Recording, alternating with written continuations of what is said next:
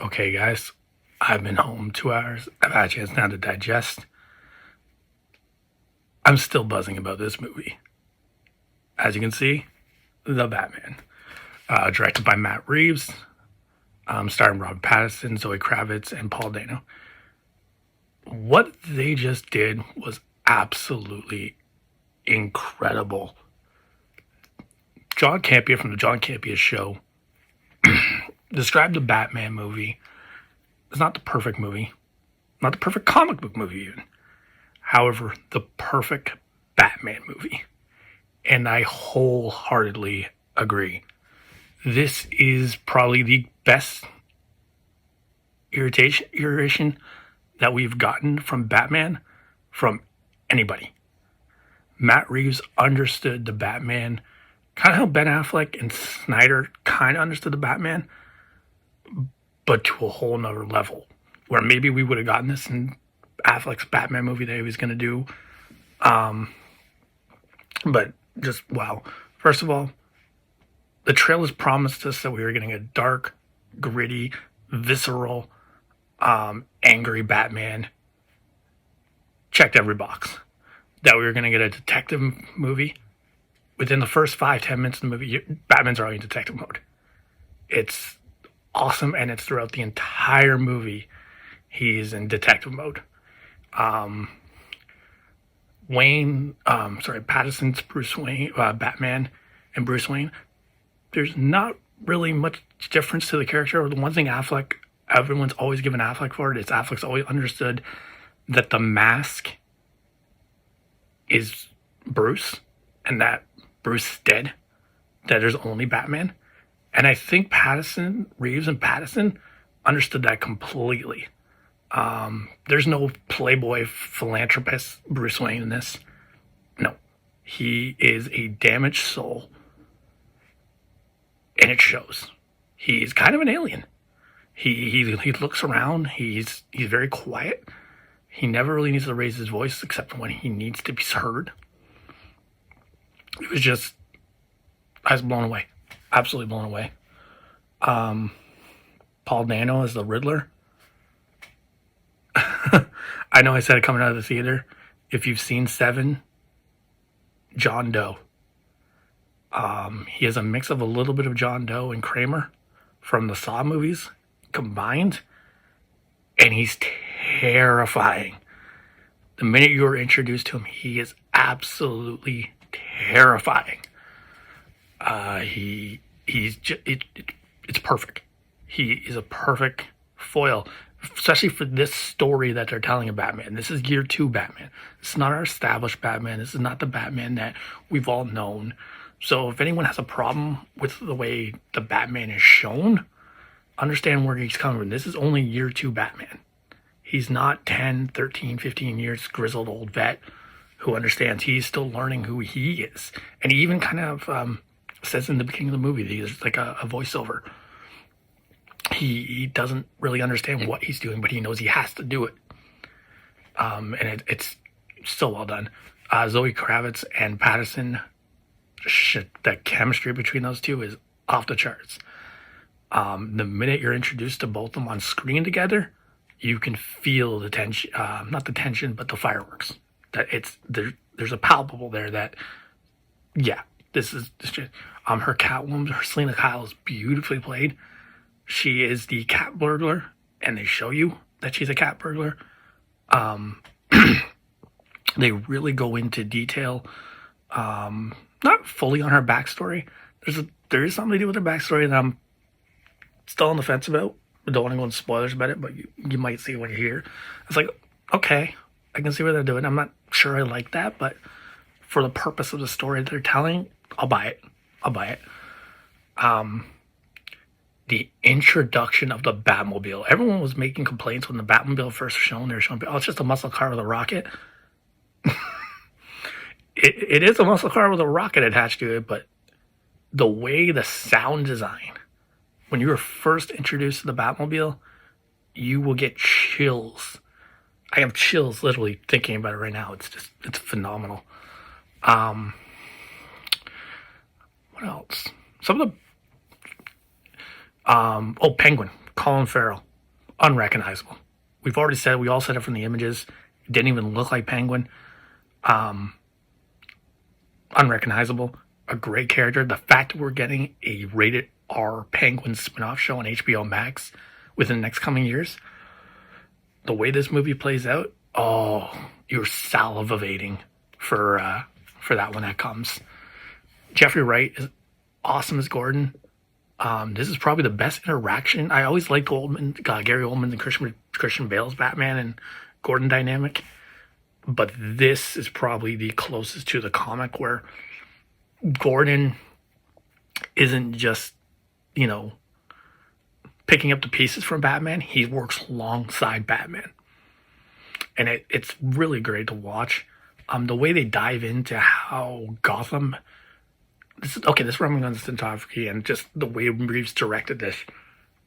Gotham is a character in itself. They made Gotham feel like the worst place to be. That there's no one you can trust. There's no good human being in it. And it's just always corruption. It's just the way they made Gotham. It's just, you've seen Gotham and they've done it in the comic. This is the Gotham that you're used to in the Arkham Knight games.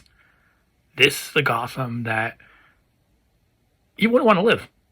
You wouldn't want to go down the street at 8 o'clock after a movie and walk out and think you're going to make it home, because there's a good chance you're probably not going to make it. John Turturro, Carmine Falcone, loved it. Haven't really seen Falcone. We've seen Falcone. I think was it Maroni? Falcone. I think it's Maroni. We see more on the in the Nolan's trilogy. They don't really go into Falcone, I don't think. Could be wrong. Correct me if I am. But yeah, Turturro's Carmine Falcone, loved it. Loved. And that's the thing, for a 2 hour and 56-minute movie, there's a lot of stuff that happens. There's a lot of character building. There's a lot of world building. Is it a little long? Could they have cut maybe 10 or 12 minutes out? Probably. Where? I don't know. There was a lot of aesthetic shots that maybe could have been shortened in length. The pacing, though, it did not feel like a 3 hour movie. When we were going through and when we got to the climax, it was just like, I looked down and I'm like, oh, we're almost at the end. We're at the home point here. And that kind of leads me to the climax. I've heard a lot of reviewers say the climax is kind of the worst part. Like, not the worst part, but it has a little bit of a weak third act. I'm not going to say it's weak. I need to see it again and see where it kind of fits in the story. I think I've got it, but I need to see it again. But I think what I can't go on spoilers. I didn't hate it, but it didn't really matter because at this point, I was already satisfied. You've given me 2.5 hours of the Batman movie that I wanted. I had a dark, gritty, noir murder mystery film. And it's exactly what we got from this movie. It is everything the trailer promised it to be. It's everything Matt Reeves promised it to be. And he delivered.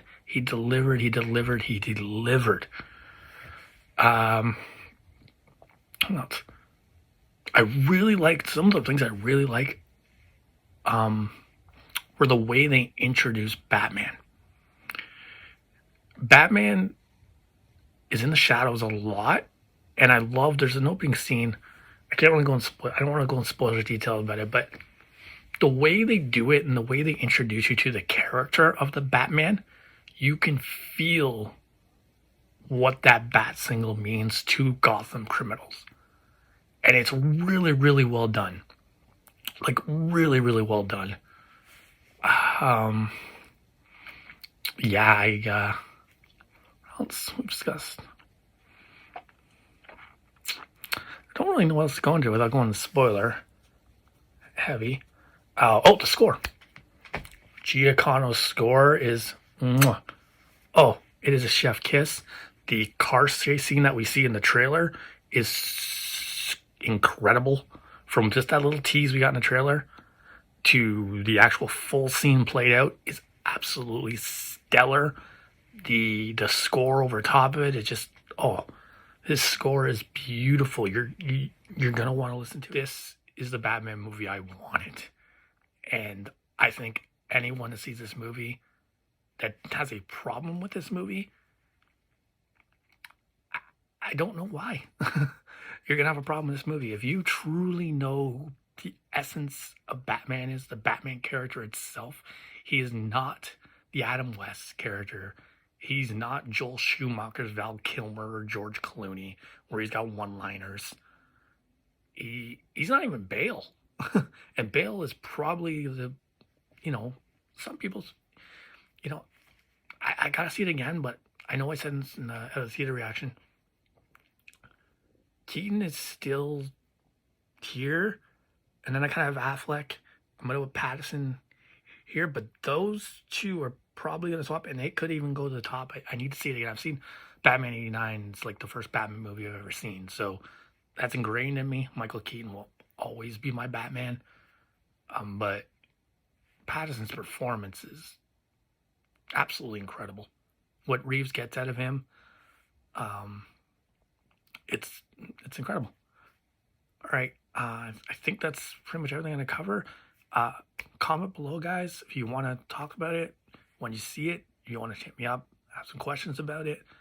Yeah, just hit me up. I gotta say this. I'm so happy with this movie. I'm probably gonna go see this again Sunday.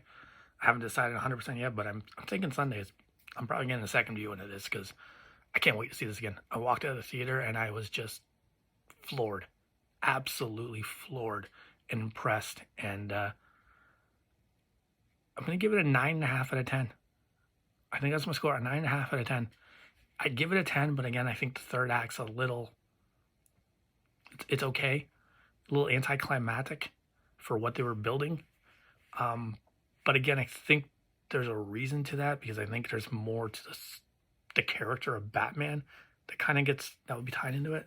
I just need to see it again to see if that's what it is. Yeah. Anyway, guys, that's my review for the Batman. Get out and check it out in theaters this week.